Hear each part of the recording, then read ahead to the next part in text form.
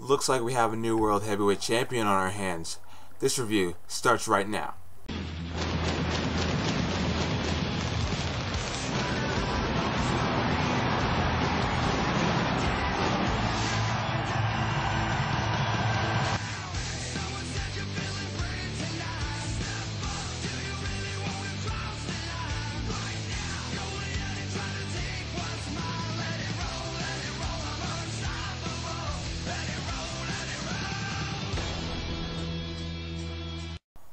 What's up, everyone? It's Friday, April 2nd, 2010, and it's time for my SmackDown review. Alright, and if you guys didn't know, since Tuesday we have a new World Heavyweight Champion in Jack Swagger. Now, a lot of people have been saying that Jack Swagger doesn't really deserve this champion, especially not to win it from Chris Jericho, but I completely disagree. I think Jack Swagger, he just needs to prove himself, and really, a lot of people get up in arms over Chris Jericho losing so quickly.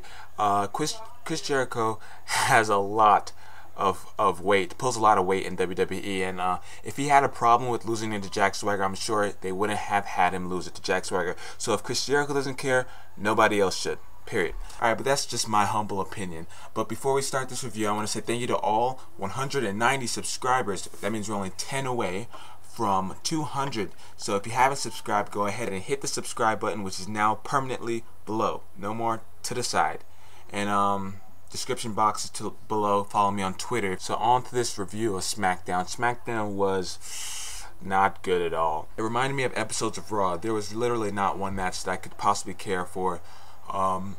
They're all just terrible and just, wow, what a poorly produced episode of SmackDown. Alright, so let's start the review off. Chris Jericho comes out, basically says, you know, he's still the World Heavyweight Champion. Edge comes out, they go back and forth like they've done for weeks, and I do apologize for this camera focusing in and out, but I can't help it. They go back and forth like they've done for weeks, and I'm just getting so tired of it. Cue Jack Swagger.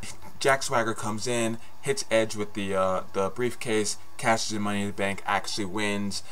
The crowd was totally into it because basically they saw, you know, Money in the Bank switch hands on SmackDown, which I don't think it ever has, and WWE has never trusted having big events happen on SmackDown. So that was kind of cool for the SmackDown audience, but it all went downhill from there. What matches we had? We had John Morrison, R-Truth versus Crime Time. Terribly slow match, or terribly quick match, probably about a minute or even possibly less. But the main thing there is that Shad Gaspard, whatever his name is, turned on JTG, and so now Crime Time is no more. The match after that, Drew McIntyre versus Matt Hardy, over way too quick. Another very quick match. I don't think it even began. So there you have it. Dolph Ziggler beat Great Khali. Great Khali, as I've always said, has trouble walking down the ramp, much less wrestling. You know it's bad when the crowd picks up on your terrible dancing, because you can't really even call it dancing because he can only move his arms so much, you know.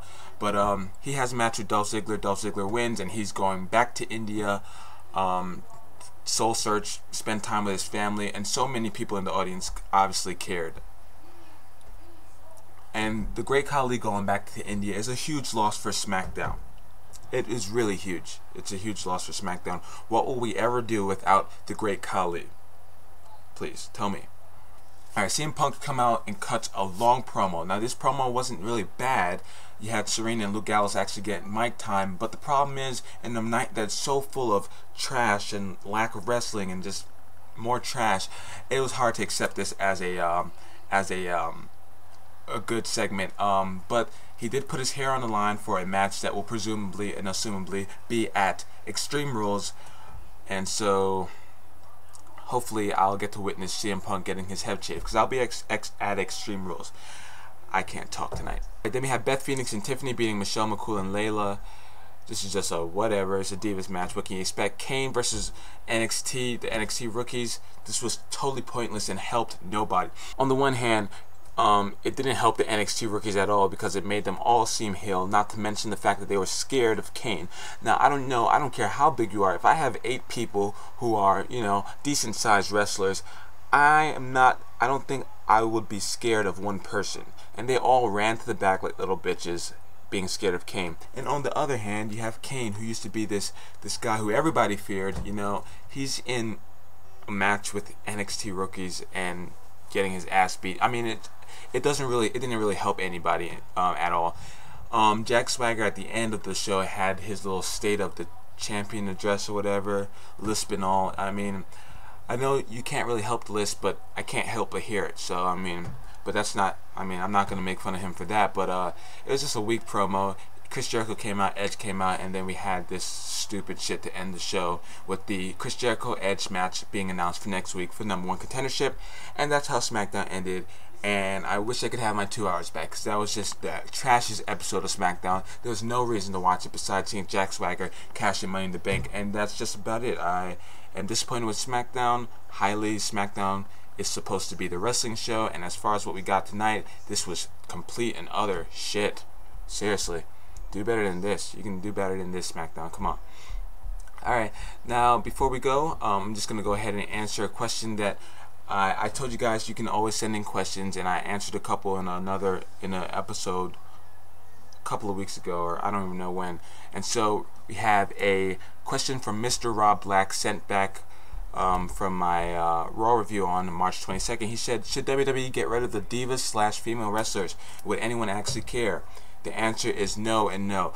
I don't think WWE should get rid of the divas because basically it's just women should have the opportunity to wrestle also, and even though the matches are really usually not that good, nor are the wrestlers really good at all, it's still, I'm sure there's still people who like to see the divas wrestle, and it's only fair that they get to wrestle. Now, would anyone actually care if they actually did get rid of them? No, because it'll give more time to rivalries and feuds that we actually care about. But so I don't think WWE should get rid of them, but I think that we need to see better quality diva matches. I don't know. There's my answer. Alright, thanks for watching once again, you guys. Don't forget to rate, comment, subscribe. Tell me what you thought about this episode of SmackDown, if you saw it, and follow me on Twitter. I'll see you guys when I see you guys. Peace out.